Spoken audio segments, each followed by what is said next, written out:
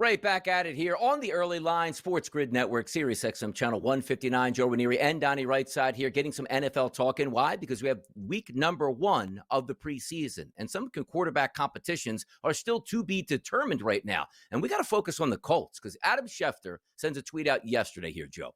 Colts first unofficial depth chart here of the season lists their quarterback position like this: Daniel Jones or Anthony Richardson, which we see at times, which means 1 and 1A. These two guys are going to fight it out, and depending on what happens in practices in the preseason, who's going to be that week number 1 quarterback.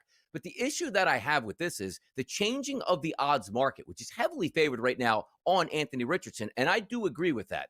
Daniel Jones is not your future quarterback, and you just want some closure, if not to see what Anthony Richardson is about. Because if Richardson is really bad, finally, we don't have to play him another season. That's it. It's going to be a wrap. We'll release him, and we'll try to get our future quarterback maybe in the draft or via trade in the next year. Playing Daniel Jones doesn't do a lot for me at this point, but we were also led to believe early in the summer, like we had a debilitating shoulder injury once again for Anthony Richardson. We didn't know when he was going to throw the football. A few weeks go by. He's back seemingly fine at this point. So he does, to me, Joe, have the inside track. But how do you operate and look at the Indianapolis Colts quarterback room right now and say, who's going to be that starter?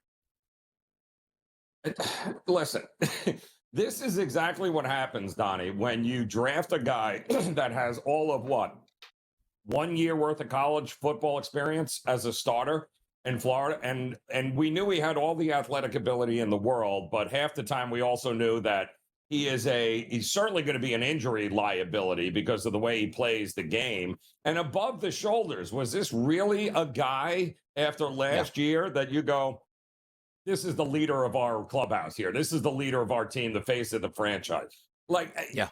Again, you forced him into this role when he wasn't ready for it. And now you're basically trying to figure out whether or not you can, throw him out there to the wolves, let him fail, and then we can say, hey, we gave him every opportunity to succeed. No, you didn't. You set him up to fail because you were in such a rush to throw him out under center in his first year, and he wasn't ready for it, Donnie. It's as simple as that.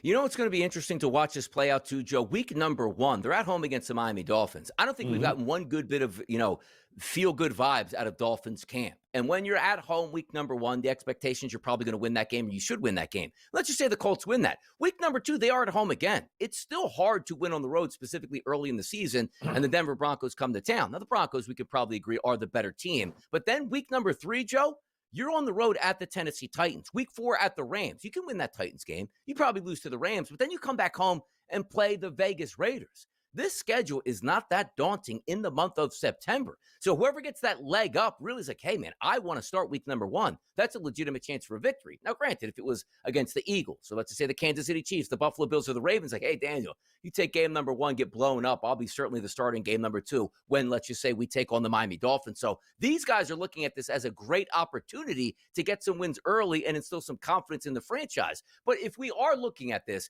and if it is a neck-and-neck race, which they're saying, do we actually believe that? Because I still want to go back to, they brought Daniel Jones in as a veteran presence in case we had to hit the eject button. At least we have somebody who's competent, who's been in the NFL, not going to embarrass us, and is hopefully going to be there on a week-to-week basis. I would be so stunned, Joe, if week number 1, non-injury, Daniel Jones is the quarterback, then actually just question what the franchise is actually doing at that point.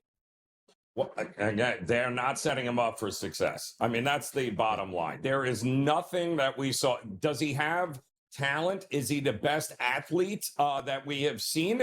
Yeah, he's all of those things. But you got to be more than that if you're going to be a starting franchise quarterback in the NFL. And I never thought he was ready coming out of Florida. I thought it was ridiculous that they threw him in there like the way they did and set him up. And then we got a guy walking off the field, taking plays off because he's tired. How is this playing in the locker room, Donnie? Is this really a leader among men, which is what you need in that locker room? Or is he just a sacrificial lamb going, you know what? The reason we brought Daniel Jones is because as soon as he either gets hurt or throws 4 interceptions, we can bring in Daniel Jones and be good to go. I don't see how this ends well for Richardson at all with this team. And also, it's not as if you look at the Colts as it's a barren wasteland of talent. Their defense is decent. They have a Yeah. good offensive line, one of the better running backs in football. You got out in the draft and signed, who I thought was probably the best tight end in college football last year in Warren out of Penn State. You have legitimate wide receivers. There's no reason. And also, Shane Steichen, to me, is a very good offensive coordinator. He just hasn't had that quarterback, which is what you need to win in the NFL. So it's not as if, the barren desert, as you just said, you start week one, like, what do you want me to do with this team? Like, there's no weapons. There's nobody to throw to. What do you want me to do here? There's plenty of weapons here to have a good offense, enough to move the football effectively here, and it's just up to the players. But I got to be honest. It just feels like the Colts season comes down to this. Play Anthony Richardson as much as you can. You know he's not going to be good, but at least next offseason, Joe, you know exactly what to do. Like, is there any thought process in your mind? Like, Anthony Richardson starts, and by week 10, you're like, wow, he's one of the best quarterbacks in the NFL. Like, that doesn't even cross my mind, which is what a first-round draft pick should actually be when he plays in the NFL.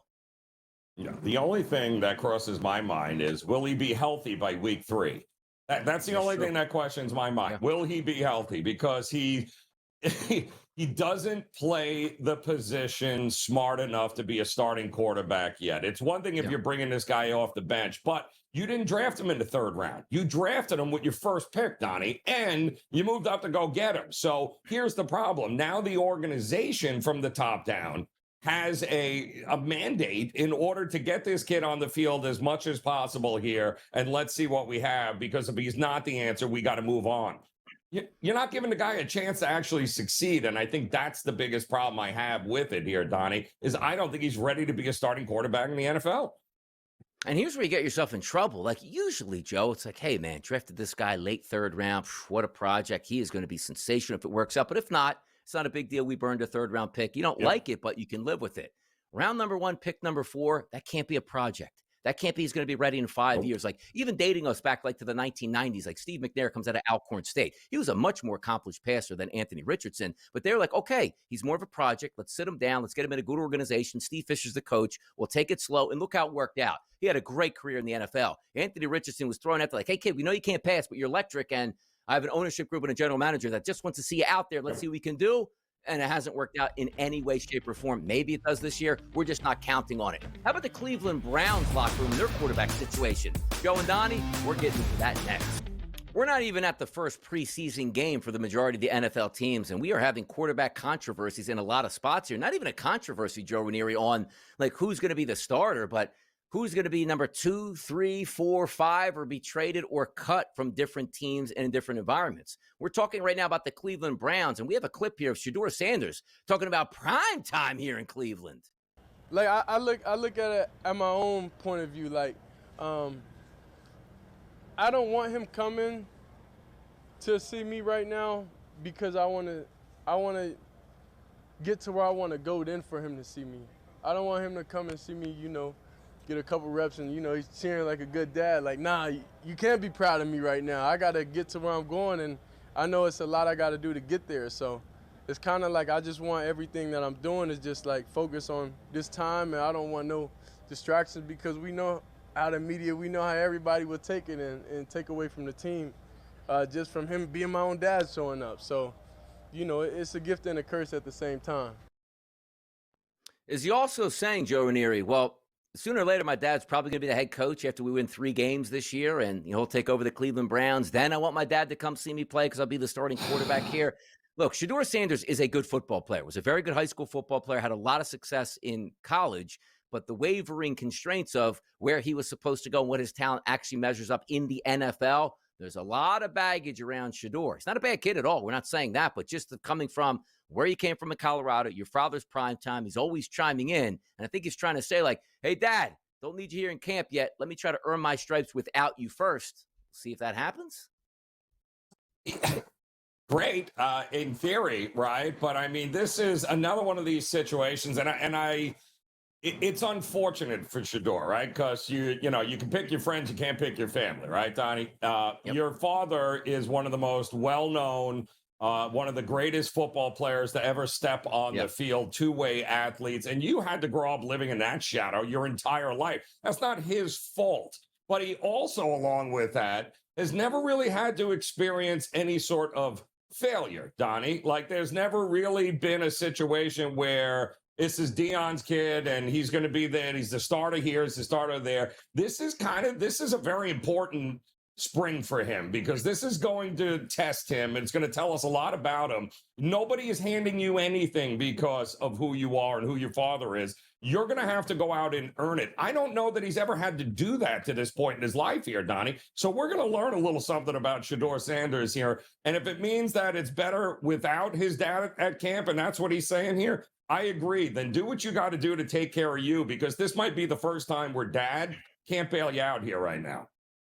No, certainly. And that also couldn't influence where he went from that draft position of, hey, I know exactly where my kid wants to go, meaning that he probably thought he had a choice of top 5 teams here in the first round that he could just measure and say, this is where he'd fit in perfectly. So a little humble pie for the kid. But again, everybody starts with that clean slate. It is true. Once you get to camp in a certain direction, we don't care where you were drafted. You outperform somebody, you're going to be on that football field. Now, again, there are extenuating circumstances where you draft a quarterback number 3 overall. Yeah, they're going to try him out for the next 3 to 4 years, even if he's not as good as anybody on that roster. But from Shedeur's perspective, that's probably the case. Tyler Huntley, Shedeur Sanders, Dylan Gabriel, Joe Flacco, Kenny Pickett, Deshaun Watson. There's a lot of names on that list, not a lot of good names on that list. So he can earn a job on this football team. Do you think there's a chance, though, Joe, honestly, even if he doesn't get injured? We play this up right up to August 31st. And it's like, well, we just had to make a decision as Cleveland to cut Shedeur Sanders loose. Is there any chance he gets cut, or do you think he definitely makes this Cleveland football team? All of depends on him. Is he a good teammate? Is he making progress? Is he a distraction? You are a 5th round pick, Donnie. For the Browns at this point, they don't care that you're Shedeur Sanders. You're a 5th round pick. The minute you become a problem, it's a business decision, right? Okay, see you later. Bye-bye. Be somebody else's problem. They're going to give him every chance to succeed. But if he does get cut, it's simply because there's something else going on it's just not worth you being around as a 5th round pick to be that kind of distraction. We've asked this question multiple times, Joe. I'm going to ask you this again. Does Shedeur Sanders, if I listed a total of a half of a game to the over-under, starts for the Cleveland Browns this year in 2025? Are you going over the half game, or are you going under, which means he doesn't start? I would say over. The kid has got all the talent in the world. It's not his talent I'm worried about. It's above the shoulders I'm worried about here, Donnie. I would say over. This team's going to stink. So if Joe Flacco's still starting games in week 15, I mean, come on now. You got to try every one of those quarterbacks out just to see if they can be a franchise guy. And if not, back into the draft you go. Full slate of NFL preseason week number 1 starts on Thursday night. And maybe in Philadelphia when Cincinnati shows up, could we hang another banner there? Could we show the trophy around? I mean, some people are just asking. They can't get enough of this Lombardi trophy. But before we get there are some hotter topics to deal with. I'm Donnie Rightside. He is Joe Raineri. And we bring in the one, the only, the host of Game Time Decisions. It's Kevin Walsh. Interesting. There's a guy in the middle chair right now today, Kevin. How's it feel to be on the early line? Whoa! I feel good. I think you accidentally stumbled into your nicest intro of me ever. So I don't want to say too much. I just want to bask in that for as long as I can. There you go. Out and about and away we go. Kevin's here ready to talk some action. And always doesn't start with the Dallas Cowboys. No success on the field in championships in the mid-1990s. The salary cap implication of the 1990s really shattered the Dallas Cowboys, where they used to go out, Kevin, and just pay everybody. You can't do that now. So you have to operate smarter. Yes, you make more money than any other team, but there are spending constraints that you must go along with in the NFL. We saw Jerry Jones based on camera saying, I can't pay these guys what they want because then we can't field the rest of the team. Not understanding he could have paid them 2 years ago with a much cheaper price point and a lower salary cap, and they could have used that elsewhere. Give me an update on what you're finding out, or at least what you're looking at from Micah Parsons, Jerry Jones, and the Dallas Cowboys. So it is remarkable that Micah Parsons requested a trade, and there is not a person alive who thinks he will be traded. Yesterday on Game Time, we spoke to Joseph Hoyt, who covers the Cowboys for the Dallas Morning News. And I even was like, I almost kind of had to keep pressing it. And he was great, and I appreciated his time. I was like, but if you had to pretend there was a world he was going to be traded, or is there a return? Are there teams that make sense? Has anybody even faked the effort to come up with here are the 6 teams that you trade for Micah Parsons? So this whole situation feels ridiculous. I no longer want to be a Cowboy, but he shows up in a Cowboys jersey to every single practice. Like, can you at least just put the Penn State hoodie on instead or something? So it's just the contract negotiations that they're losing my interest, I feel, as the day goes on. I need someone to get traded. Here's the thing. I understand that the NFL is king and they do everything right. In the NBA, when you request a trade, you get traded. So either James Harden needs to take up being an NFL agent, or we need to stop putting out the term trade request in the NFL when nobody gets traded. He wasn't even original about it because he was second. McLaurin had said it the day prior, and then all of a sudden, now he wants to be traded. But tell me, Kat, how is this any different than what we got with CeeDee Lamb last year, Dak Prescott the year prior? I'll go back to Zeke Elliott. This is how he operates, the old man. This is what he does. He's going to wait until the 23rd hour, and then he's going to step in and be like, see, I told you not to lose any sleep when it's all done. It's just par for the course for him, isn't it? So mostly, and I almost think that that's maybe why he started to take shots at Micah, because he's like, oh, everybody's on to my game. Nobody's interested in me slow playing it anymore. So now I need to insult Micah Parsons, and I might as well throw Dak under the bus anyway because I don't really like Dak Prescott. Is seemingly the Jerry Jones model. The remarkable thing is he will probably end up paying Parsons, but it's that he is costing this team money by doing this, where he could get Dak for cheaper, he could get Lamb for cheaper, he could get Parsons for cheaper, and then a roster that needs more than just three guys, right, would then be able to add talent elsewhere. Parsons is going to, again, likely be on this team. Now, I think Parsons could miss a week or two of football. I think that's on the board. But nevertheless, when Parsons out there, it's going to be a bad defense. Forget what it's going to look like if Parsons does actually miss some time. It's crazy. And by the way, when I was on yesterday with Newswire, and Joe and I talked about this on the early line, Kevin, yesterday. Nobody's going to trade for Micah Parsons, not because they don't love the guy, but nobody can be like, okay, 3 first-round picks, sure, you got it. And also, he's going to be the highest-paid player maybe in the history of the sport. Got that, too. That's not happening. It's almost like he's so good, he cannot be traded, Kevin. No, they would trade for him in 2 seconds. The Chargers would trade for him. The Patriots would trade for him. What are you talking about, Donnie? Yeah. He's arguably the most valuable. Stop. Yeah. I don't know if it would be 3 1s. I think it might be 2 1s and then, some of those add-on picks. But Donnie, he's arguably the most valuable non-quarterback trade asset in the league. It would be what? Him, Aiden Hutchinson, Justin Jefferson. I mean, Parsons Nolan is Smith. Right. Jalen Carter, Jordan Davis. Uh-oh. Whoa. Gotta be careful. Gotta be careful. Gotta be who? Wait, who? So look, Donnie, again, like if you told me that the Chargers had an opportunity to bring in Parsons, they're like, we got to trade and pay. Never mind. We'll keep sticking with 56-year-old Khalil Mack. Well, then the Chargers are poorly ran.